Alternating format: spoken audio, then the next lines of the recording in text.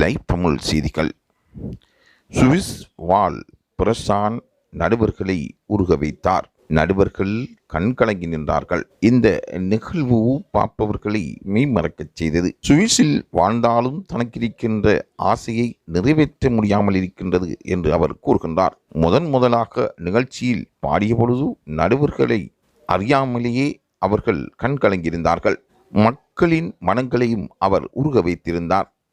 அவரின் பாடலினூடாக கோல்டன் பஷரையும் நடுவர்கள் அமர்த்தியிருந்தார்கள். பிரசாந்தன் தனது திறமை வெளிக்கொணரப்பட்டிருப்பதை சந்தோஷமாக உணர்ந்து கொண்டார். தனக்கு கிடைத்த வாய்ப்புகள் ஒவ்வொன்றும் சரியாக பயன்படுத்தப்பட்டாலும் தனது வாழ்க்கையில் அவருக்குரிய சாதனையை நிலைநாட்டுவதற்கான எதிர்காலம் கிடைக்கவில்லை என்றும், அவர் வெற்றி நடை போட முடியாமல் போனதற்கு தனக்கு விசா கிடைக்காமை என்றும் அவர் கூறுகின்றார். நடுவர்கள் உருகி அவரின் கதையையும் சம்பவத்தையும் கேட்டிருந்தார்கள். தங்களால் முடியுமானவரை தனக்கு உதவி செய்வதாகவும் அவர்கள் கூறினார்கள். ஒவ்வொரு சம்பவங்களும் நடைபெறும் பொழுது அதில் பல வரலாறுகள் பின்னுணரப்படுகின்றன. கடந்த காலத்தில் இலங்கையில் நடந்த பல்வேறமான சம்பவங்கள் இவ்வாறான நிலைக்கு ஒவ்வொருவரையும் அழைத்து சென்றிருக்கின்றது.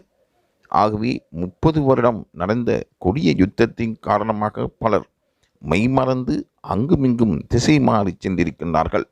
அதனால் அவர்களுக்கு கிடைத்த ஒவ்வொரு சந்தர்ப்பமும் சரியாக பயன்படுத்த முடியாமலும் சிலர் அதனை சாதனைகளாக மாற்றியதுமாக தற்பொழுது உலகளாவிய ரீதியில் வலம் வந்து கொண்டிருக்கின்றார்கள். திறமைகள் ஒருவருக்கு கிடைக்கும் பொழுது அதை பயன்படுத்துவதற்கு வாய்ப்பு கிடைக்காவிட்டால் அது துயரமான ஒரு சம்பவமாகும்.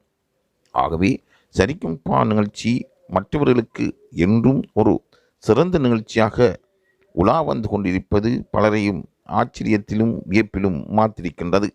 பலருக்கு எதிர்கால வாழ்க்கையை சொல்லிக் கொடுத்திருக்கின்றது. திறமைகள் என்றும் குறைவதில்லை என்றும் அதற்கு எதிர்காலம் சிறப்பாக அமையும் என்றும் கூறப்படுவது மிகையாகாது.